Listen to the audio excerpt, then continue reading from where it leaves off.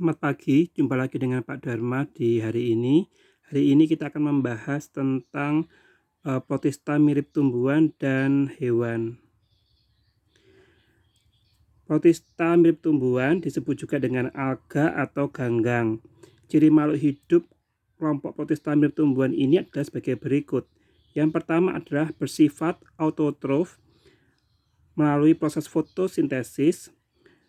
Hal ini karena dia memiliki klorofil dalam tubuhnya. Yang kedua, umumnya hidup di air dan di tempat-tempat yang lembab, serta beberapa jenis ada yang bersimbiosis. Jadi ini bisa ditemukan di kolam, di sungai, maupun juga danau, bahkan di kamar mandi juga kadang-kadang ada. Yang ketiga, tidak mempunyai akar, batang, dan daun, serta jaringan pengangkut. Ukuran dan bentuknya bervariasi, ada yang besar satu, berbentuk benang atau filamen, kemudian berbentuk lembaran, dan juga ada yang menyerupai tumbuhan tingkat tinggi. Reproduksinya melalui dua cara, yaitu secara aseksual dan secara seksual. Reproduksi secara aseksual terjadi melalui pembelahan sel, fragmentasi, dan pembentukan zoospora. Reproduksi secara seksual terjadi melalui isogami dan oogami. Nah, ini adalah siklus hidup dari kelompok alga, dan ini ya, ada alga yang sudah dewasa seperti ini. Dia kemudian di bagiannya ada oogoniumnya, ya, oogoniumnya. Kemudian oogonium ini akan nanti menghasilkan telur. Telur kemudian akan berkembang menjadi zigot. Ya, ini ada zoospor, ya, zoospornya. Kemudian akan pecah menjadi spora. Nah, spora ini jatuh lagi ke tempat yang basah, kemudian akan tumbuh kembali menjadi alga.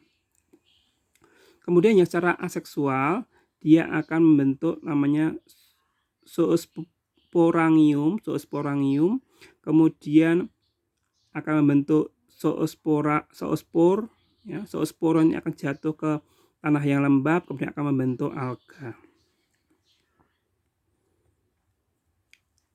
Nah, klasifikasinya berdasarkan dominasi pigmennya, alga dapat dibedakan menjadi yang pertama, alga coklat atau Phaeophyta, yaitu punya pigmen fucoxanthin, yaitu warnanya coklat kekuningan.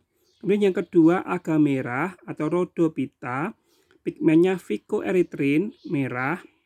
Yang ketiga, alga keemasan atau Chrysophyta, ini pigmennya karoten jingga atau xanthophyll, yaitu coklat. Kemudian yang keempat, alga hijau atau Chlorophyta, itu pigmennya ada klorofil warna hijau. Dan yang terakhir adalah diatom, disebut dengan Bacillariophyta. Nah, ini adalah contoh-contoh alganya, alga coklat, ya, alga merah, kemudian ada alga hijau. Manfaat alga bagi kehidupan yaitu yang pertama, sebagai bahan makanan untuk membuat agar-agar. Ini contohnya dari kelompok alga merah yaitu Eusema, Rhododimenia, Gracilaria, dan Gilidium. Yang kedua, sebagai bahan pembuat cat, obat-obatan, kosmetik, bahkan pasta gigi. Contohnya adalah laminaria. Kemudian yang ketiga ada sebagai bahan peledak dan campuran semen. Contohnya kelompok alga keemasan diatom yang telah mati. Yang kelima, lalu yang keempat berperan sebagai vegetasi perintis, dan yang kelima sebagai bahan pembuatan antibiotika. Contohnya adalah Scindapsus. Alga ternyata ada yang merugikan, yaitu contohnya adalah Gymnodinium dan Goniolax, yaitu menghasilkan racun saraf atau neurotoxin yang dapat mematikan hewan air bahkan manusia. Oke, sampai di sini dulu. Nanti kita lanjutkan di bab berikutnya. Terima kasih.